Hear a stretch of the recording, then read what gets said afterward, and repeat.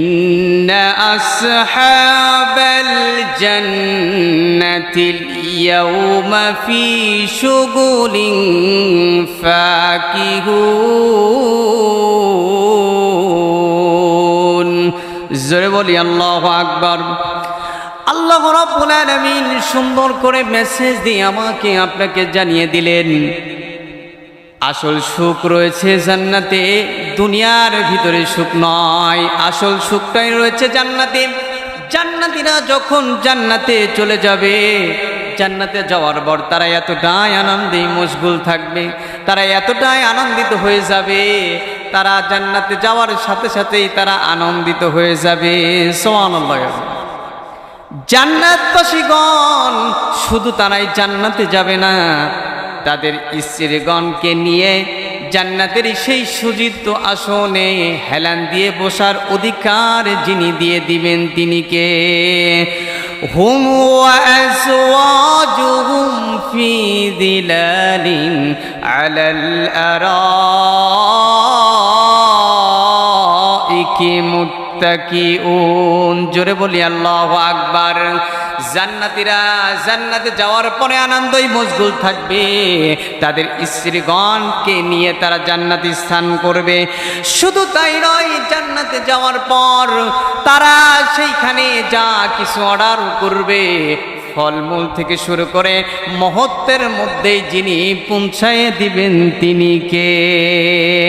আল্লাহ রাব্বুল আলামিন সেই মেসেজটুকু আমাকে আপনাকে জানিয়ে দিলেন। যারা জান্নাতবাসী হবে তারা জান্নাতে যা কিছু অর্ডার করবে, যিনি মুহূর্তের মধ্যেই জান্নাতবাসীকে পৌঁছিয়ে দিবেন তিনি কে? অর্ডার করতে দেরি হবে না, অর্ডার করতে দেরি হতে পারে কিন্তু প্রেজেন্ট হতে দেরি হবে না। ঘোষণাকার আল্লাহ রাব্বুল আলামিন সেই মেসেজটুকু আমাকে আপনাকে জানিয়ে দিলেন। কোরআনুল কারীমের ৩৬ নম্বর সূরা ইয়াসিনের ৫৮ নম্বর আয়াতে আল্লাহ তাআলা জানিয়ে দিলেন, লাহুম ফিহা ফাকিহাতু ওয়া লাহুম মা ইয়াদউন। জোরে বলি আল্লাহু আকবার। জান্নাতবাসীরা জান্নাতে যাওয়ার পর তারা যা কিছু চাবে, ফল মূল মোলাদি থেকে শুরু করে বিভিন্ন রকমের খাবার থেকে শুরু করে জান্নাতীদেরকে প্রেজেন্ট করা হবে। তারা যা কিছু অর্ডার করবে মুহূর্তের মধ্যেই আসতে দেরি হবে না। যিনি এই সম্মানিত করবেন তিনি কে? জান্নাতীদের জন্য সুসংবাদ, আসল সুখটাই রয়েছে জান্নাতে, ঠিক কি না? সেই জান্নাতে আমরা যেতে চাই কি চাই না? জান্নাতি যারা হবে তাদের পক্ষ আর একটি বিষয় রয়েছে। জান্নাতি যারা হবে তারা কতই ভাগ্যবান হবে। আল্লাহর পক্ষ থেকে তাদেরকে সালাম সম্ভাষণা দিয়ে জান্নাতে যিনি প্রবেশ করিয়ে নেবেন তিনি কে? সেই মেসেজটুকু আল্লাহ রাব্বুল আলামিন আমাকে আপনাকে জানিয়ে দিলেন। সেই মেসেজটুকু আমাকে আপনাকে জানিয়ে দিলেন। আল্লাহ রাব্বুল আলামিন বলেন, সালামুন কাওলাম মির রাব্বির রহিম। জোরে বলি আল্লাহু আকবার। জান্নাতবাসীরা যখন জান্নাতে চলে যাবে, জান্নাতে যাওয়ার পর রবের পক্ষ থেকে তাদেরকে সালাম সম্ভাষণা দিয়ে জান্নাতে প্রবেশ করাবেন তিনি কে? সম্মানিত বন্ধুগণ, এইখান থেকে আমাদের দুনিয়া থেকেই ভাবতে হবে আসল সুখ রয়েছে জান্নাতে। এই দুনিয়ার সুখের পিছনে পড়া যাবে না, আসল সুখটাই রয়েছে জান্নাতে, ঠিক কিনা? সেই দিন আল্লাহ রাব্বুল আলামিন পাপীদেরকে আলাদা করে দিবেন। আজকে দুনিয়াতে এক বন্ধু আর এক বন্ধুর সাথে চলতে পারতেছি, এক বন্ধু আর এক বন্ধুর সাথে চলতে পারতেছি, একজন নামাজ পড়ে আর একজন পড়ে না তাও চলতে পারতেছি। আমরা যেই নদীর মাছ খাচ্ছি, কাফের মুশরিক মুনাফিকরা সেই নদীর মাছ খাচ্ছে, ঠিক কিনা? কিন্তু সেই দিন আল্লাহ রাব্বুল আলামিন বলেন, সেই দিন জান্নাতি যারা হবে তাদেরকে আমি একটা সাইড করব, তাদেরকে আমি নাজ নিয়ামত দিয়ে ভর করব। আর যারা পাপিষ্ট হবে, আমার দেখানো পথে চলবে না, দুনিয়ার পথেই যারা পড়ে থাকবে, দুনিয়ার মহব্বতেই যারা পড়ে থাকবে, দুনিয়ায় যারা সুখ খুঁজবে, তাদেরকে সেই দিন আলাদা করে দেওয়া হবে। ওয়ামতাজুল ইয়াউমা আইয়ুহাল মুজরিমুন। জোরে বলি আল্লাহু আকবার। সেই দিন আল্লাহ পাক বলেন, পাপীর দলরা আজকে তোমরা জান্নাতি ব্যক্তিদের থেকে পৃথক হয়ে যাও, আমার মুমিন বান্দাদের থেকে পৃথক হয়ে যাও, আলাদা হয়ে যাও। সেই দিন আপনাকে আমাকে আলাদা করে দেওয়া হবে, জান্নাতবাসীদের থেকে, মুমিনদের থেকে আলাদা করে দেওয়া হবে। এই জন্য সম্মানিত বন্ধুগণ, আমি যেই বিষয়টা আপনাদেরকে বোঝাতে যাচ্ছিলাম, দুনিয়ায় হচ্ছে আসল সুখের জায়গা নয়, আসল সুখটাই রয়েছে জান্নাতে। কথা বলেন ঠিক কিনা? মায়া ঘেরা রঙিলে পৃথিবী নয়তো সুখের খনি, মায়া ঘেরা রঙিলে পৃথিবী নয়তো সুখের খনি। জান্নাত চির সুখের ঘর, জান্নাত চির সুখের ঘর, জানতে ওগো তুমি। মায়া ঘেরা রঙিলে পৃথিবী নয়তো সুখের খড়ি। ঠিক না? আসলে আসল সুখটাই রয়েছে জান্নাতে, কিন্তু আমরা দুনিয়াতে সুখ খুঁজে বেড়াচ্ছি, কিন্তু দুনিয়াতে সুখ খুঁজলে সেই সুখ পাওয়া যাবে না। সম্মানিত হাজিরিন, সম্মানিত বন্ধুগণ, আমার আলোচনার বিষয় বস্তু ছিল, প্রথম নাম্বার হলো আল্লাহ রাব্বুল আলামিন সুখটা দিয়েছেন জান্নাতে, কিন্তু আমরা দুনিয়াতে খুঁজতেছি। যারা জান্নাতবাসী হবে তাদের নাজ নিয়ামত আয়াতগুলো আমি আপনাদের শোনালাম। দুই নাম্বার পয়েন্ট হলো আল্লাহ রাব্বুল আলামিন বরত্ব নম্র রেখেছেন বিনয়।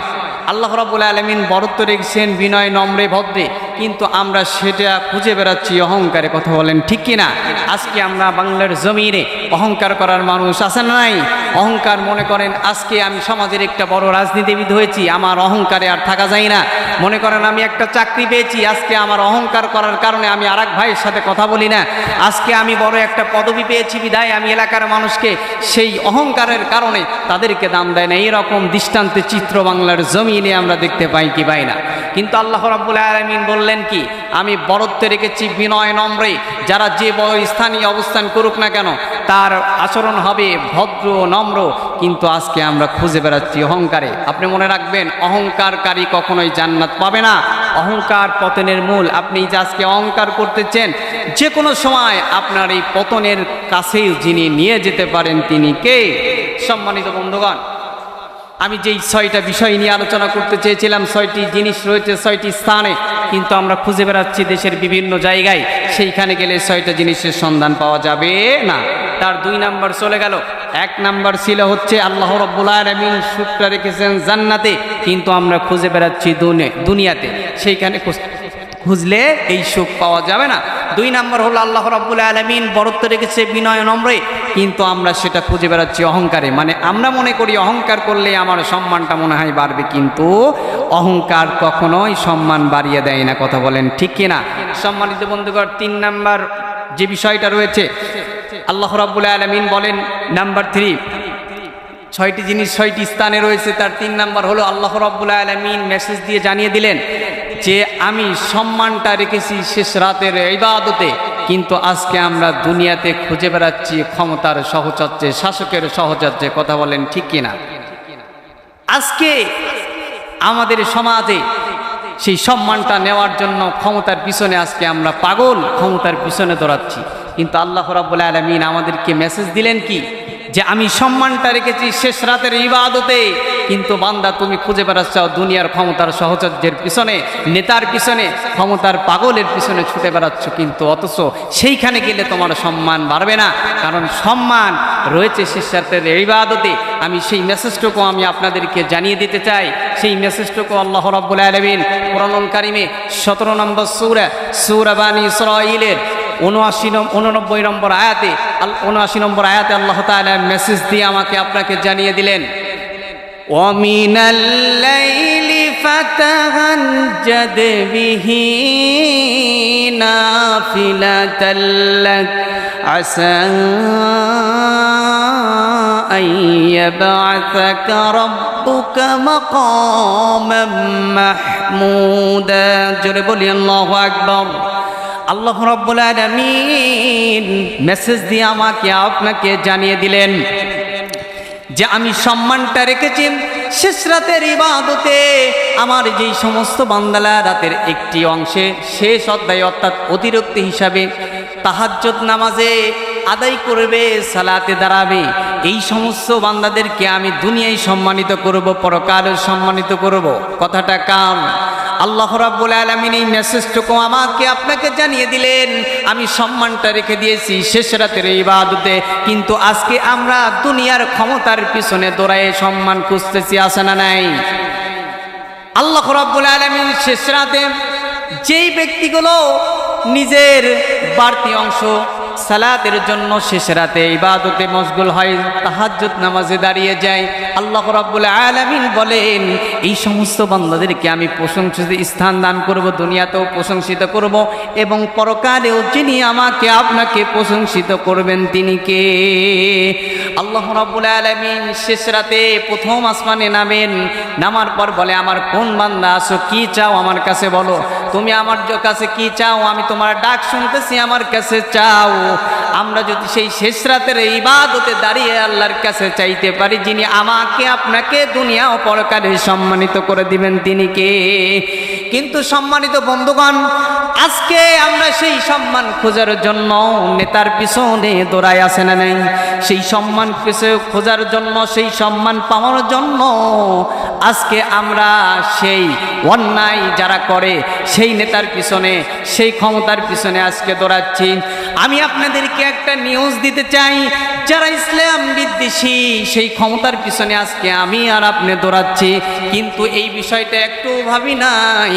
আজকে আমি বড় নেতৃত্ব হয়েছি, আমার আন্ডারে অনেক লোক রয়েছে, কিন্তু এই নেতাও জাহান্নামে যাবে, এই নেত্রীও জাহান্নামে যাবে, এই কর্মীগুলাও জাহান্নামে যাবে যদি ইসলাম বিদ্বেষী হয়।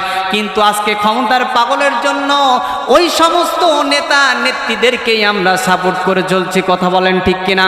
সম্মানিত বন্ধুগণ, সেই মেসেজটুকু আল্লাহ রাব্বুল আলামিন আমাকে আপনাকে জানিয়ে দিলেন।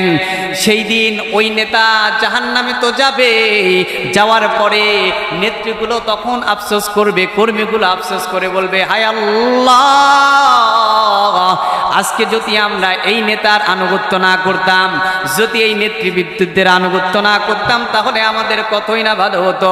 আমরা যদি আল্লাহ এবং রাসূলের আনুগত্য করতাম তাহলে কতই না ভালো হতো। সেই মেসেজটুকু আল্লাহ রাব্বুল আলামিন কুরআনুল কারীমে 33 নম্বর সূরা আহজাবের 66, 67, 68 নম্বর আয়াতে আল্লাহ তাআলা জানিয়ে দিলেন ইয়াউমা তুকাল্লাবু উজুহুহুম ফিন্নারি ইয়াকুলুনা ইয়া লাইতানা আতা'না আল্লাহ ওয়া আতা'নার রাসূল। জোরে বলি আল্লাহু আকবার। আল্লাহ রাব্বুল আলামিন বলেন সেই দিন যখন তাদেরকে জাহান্নামের আগুনে তাদের চেহারাকে উলটপালট করা হবে, তখন কর্মীগুলো বলবে হায় আল্লাহ, ওই জাহান্নামীগুলো তখন বলবে হায় আল্লাহ, আমরা যদি আল্লাহ এবং রাসূলের আনুগত্য করতাম তাহলে কতই না ভালো হতো। শুধু তাই নয়, যেই সমস্ত নেতার কর্মীগুলো ছিল, কর্মীগুলো তখন আফসোস করবে আর বলবে যেই নেতার পিছনে আজ কর্মীগুলো আপনি দৌড়াচ্ছেন, দুনিয়ার ক্ষমতার পিছনে পাগল হচ্ছেন, আল্লাহর দিকে ধাবিত না হয়ে সেই নেতার পিছনে দৌড়াচ্ছেন, যেই নেতা ইসলাম বিদ্বেষী, যেই নেতা ইসলামের আইন মানে না, ইসলামকে সাপোর্ট করে না, সেই নেতার পিছনে আপনি দৌড়াচ্ছেন। আমাদের বাংলার জমিনে আছে না নাই?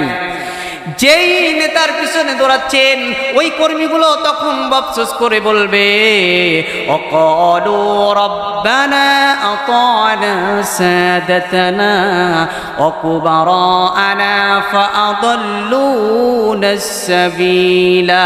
জোরে বলি আল্লাহু আকবার।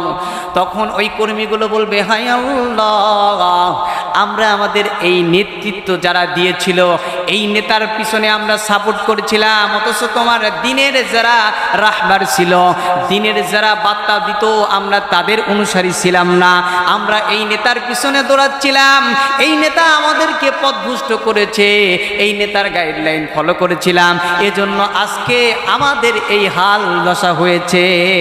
আফসোস করে আর ওই কর্মীগুলো তখন বলবে শুধু তাই নয়, আজকে আপনি নেতা হয়েছেন, আপনার কর্মীও সেই দিন আপনার নামে মামলা করবে, যদি আপনি ইসলাম বিদ্বেষী স্থানে অবস্থান করে নেতৃত্ব দেন, সেই দিন আপনার কর্মী আল্লাহর কাছে মামলা দায়ের করবে, রব্বানা আতিহিম দিফাইনি মিনাল আযাবি ওয়ালআনহুম লাআনান কাবীরা।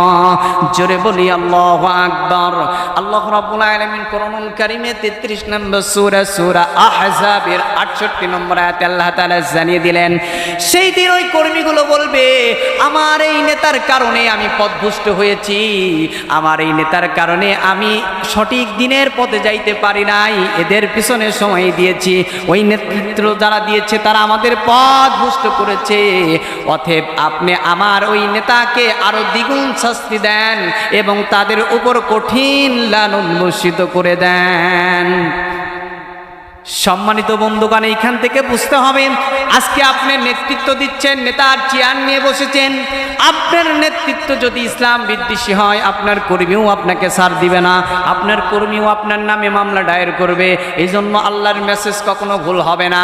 মেসেজ দিয়ে জন্যই জানিয়ে দিলেন, ইসলাম বিদ্বেষী যারাই অবস্থান করবে, ইসলামের আইন যারা মানবে না, নেতা নেত্রী কর্মী সকলকেই জাহান্নামে যেতে হবে, ঠিক কিনা?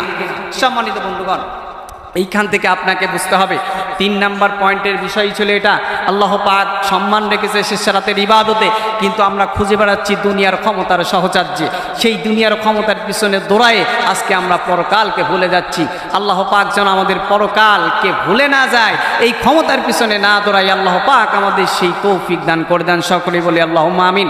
সম্মানিত বন্ধুগণ, আমি 6টি বিষয় নিয়েছিলাম, তার 3 নাম্বার পয়েন্ট চলে গেল। 4 নাম্বার পয়েন্ট হলো, আল্লাহ রাব্বুল আলামিন বলেন, আমি দিন ইসলামকে রেখেছি ক্ষুধা ও দারিদ্র এবং ধৈর্যের মধ্যে, কিন্তু আমরা সেটা খুঁজে বেড়াচ্ছি দুনিয়ার সচলতার মধ্যে, আছে না নাই? আল্লাহ রাব্বুল আলামিন বলেন, আমি দিন ইসলামকে রেখেছি ক্ষুধা ও দারিদ্রের মধ্যে। আমি বান্দা তোমাকে কখনো ক্ষুধা দিয়ে পরীক্ষা করতে পারি, আমি তোমাকে কখনো দারিদ্র দিয়ে পরীক্ষা করতে পারি, আমি কখনো তোমাকে সুস্থ দিয়ে পরীক্ষা করতে পারি, আমি আবার কখনো তোমাকে অসুস্থ দিয়ে পরীক্ষা করতে পারি। সেই কথাটুকু আল্লাহ রাব্বুল আলামিন কোরআনুল কারীমে 21 নম্বর সূরা আম্বিয়ার 35 নম্বর আয়াতে আল্লাহ তাআলা জানিয়ে দিলেন, ওয়ানাবলুকুম বিশ-শাররি ওয়াল খায়রি ফিতনা। আল্লাহ রাব্বুল আলামিন বলেন, আমি বান্দা তোমাকে কখনো ক্ষুধা দিয়ে পরীক্ষা করতে পারি, দারিদ্র দিয়ে পরীক্ষা করতে পারি, আবার আমি কখনো তোমাকে প্রভাবশালী বানাইতে পারি, আবার আমি কখনো তোমাকে ফকিরও বানাইতে পারি।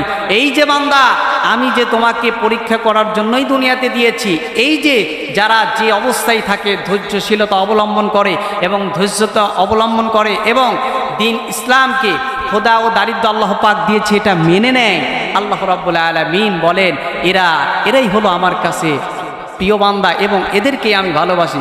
কিন্তু বড্ড আফসোসের বিষয়, আজকে ক্ষুধা ও দারিদ্র থাকলে আমি আর আপনার ধৈর্যের পরীক্ষা হারিয়ে ফেলি। ইন্নাল্লাহা মা'আস সাবিরিন, আল্লাহ পাক বলেন, নিশ্চয় ধৈর্যশীলদের সাথেই আমি থাকি। সম্মানিত বন্ধুগণ, এখান থেকে বুঝতে হবে, আমাকে আপনাকে দিন ইসলামকে রেখেছেন ক্ষুধা ও দারিদ্রের মধ্যে। কখনো ক্ষুধাও দিয়ে পরীক্ষা করতে পারি, আবার কখনো দারিদ্র দিয়ে পরীক্ষা করতে পারি। আপনাকে ধৈর্য হারা হওয়া যাবে না। সম্মানিত হাজিরিন, 4 নাম্বার পয়েন্ট চলে গেল। 6টি জিনিস 6টি স্থানে রয়েছে, আমরা খুঁজে বেড়াচ্ছি বিভিন্ন জায়গায়, সেখানে গেলে মেলবে না। 4 নাম্বার পয়েন্ট চলে গেল।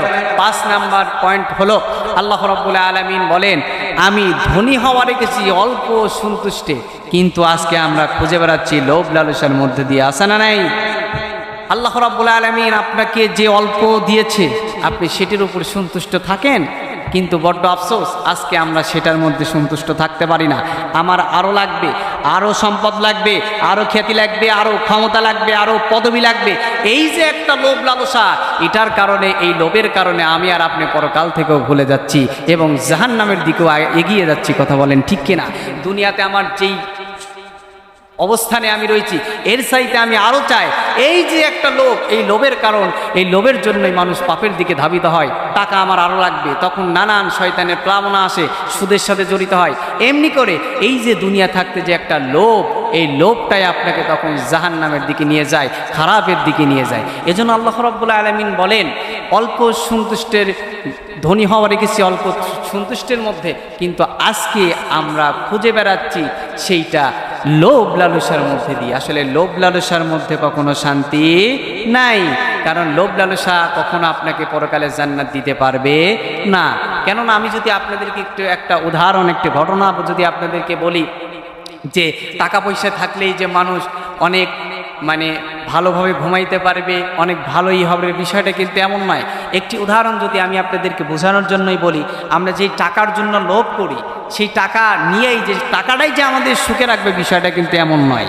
যেমন একটি মানে প্রভাবশালী শহরের একজন বিশিষ্ট শিক্ষাবিদ এবং প্রভাবশালী একজন লোক, তো তার বাসাতে 10 তলা বিল্ডিং, তিনি 10 তলাতেই থাকেন, তার বাসায় এসির কোনো অভাব নেই, অথচ এত এসি থাকার কারণেও সে রাতে ঠিকমতো ঘুমাতে পারে না, ঘুম তার চোখে নাই, ঘুম আসে না।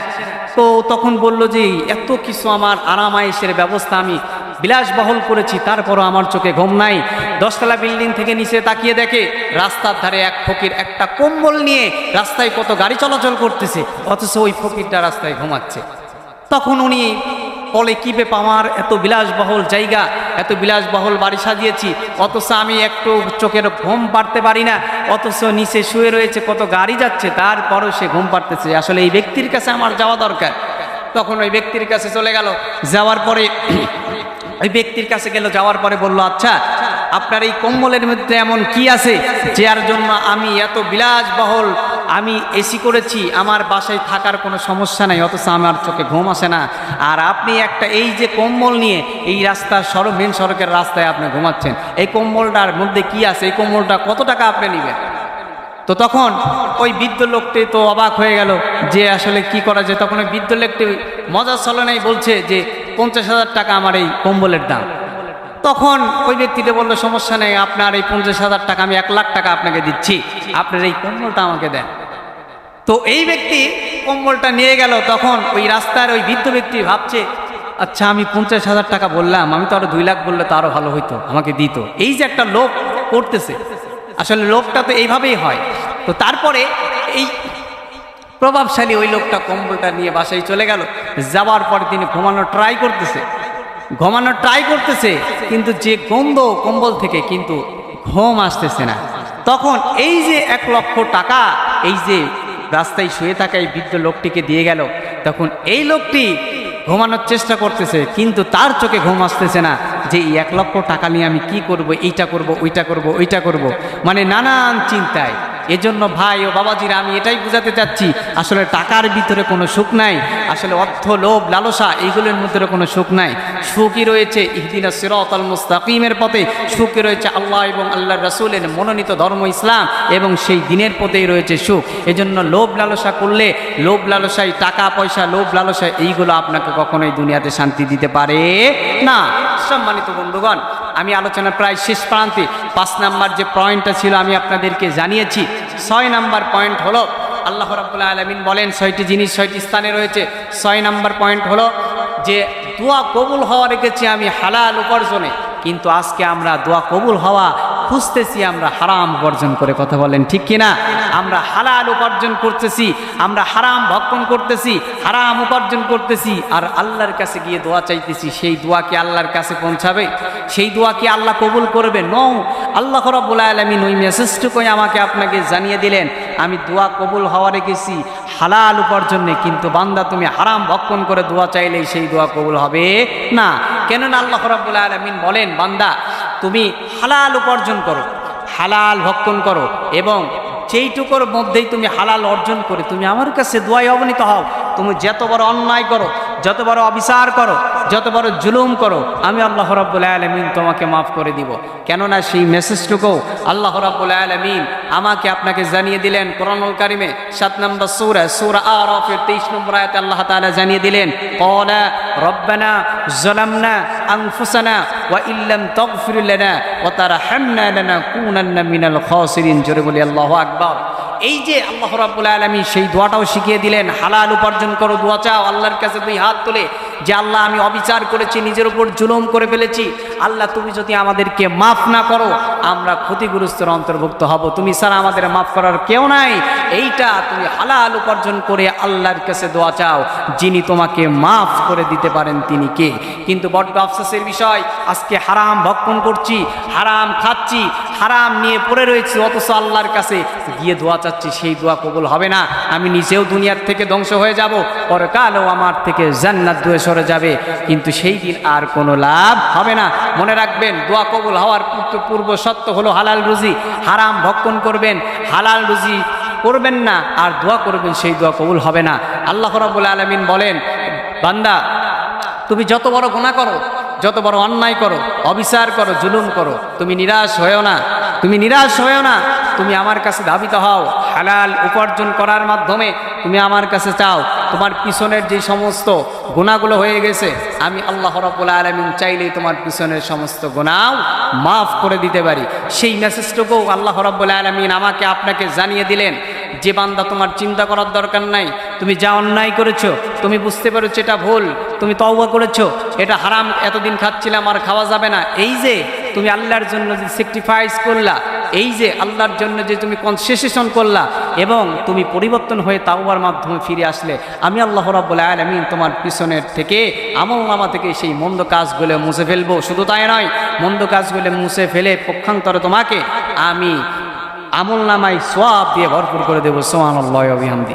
সেই মেসেজটুকু আল্লাহ রাব্বুল আলামিন আমাকে আপনাকে জানিয়ে দিলেন কোরআনুল কারিমে 29 নম্বর সূরা আনকাবুতের 7 নম্বর আয়াতে আল্লাহ তাআলা জানিয়ে দিলেন, ওয়াল্লাযীনা আমানু ওয়া আমিলুস সালিহাতি লানুকাফিরান্না আনহুম সাইয়্যাতিহিম ওয়া লানাজজিয়ান্নাহুম আহসানাল্লাযী কানু ইয়া'মালুন।